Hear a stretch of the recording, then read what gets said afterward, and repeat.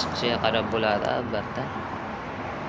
Mabodo sizlarda shunaqangi holat bo'lsa, hech ikkilanmay, qo'rqmay kalsat qo'rsalar ham bo'ladi. Hozir bunda ham gilzalari ketgan, klapin направляющий vtulkalari ketgan, gnezdolari ketgan, lekin hozir biz o'zini egasini nimasiga sharoitiga qarab turib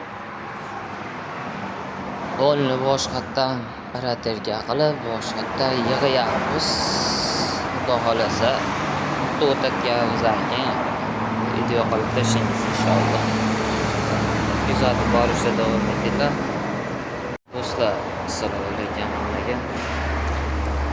Hali qo'ygan Nexia bir mashinamda hozir kalsat qilish jarayonidamiz. Inshaalloh hamma yog'ini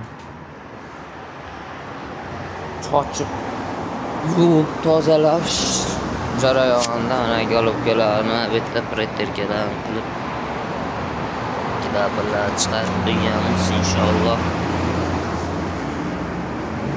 Kuzatib bor ekan bo'lsalar ham faqat shunaqa kalsat ishlab bo'lyapti hozir. Endi bilmayman, odamlarda pul qolmayaptimi yo menga keladigan odamlar shunaqa bo'lyaptimi.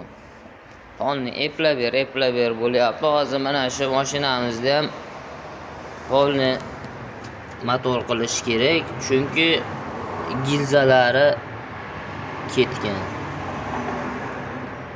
Bunda ham xuddi o'sha o'tga sapay tashagan damazimdagi holat, lekin damazni qildik, chotki chiqdi. Undan oldingi mashinalarim ham ko'pi kalsavat edi. Kalsavatda hozir yaxshi chiqyapti motorga qaraganda. Motor bilan почти bir xil yuryapti kalsavat degan motorlarimiz.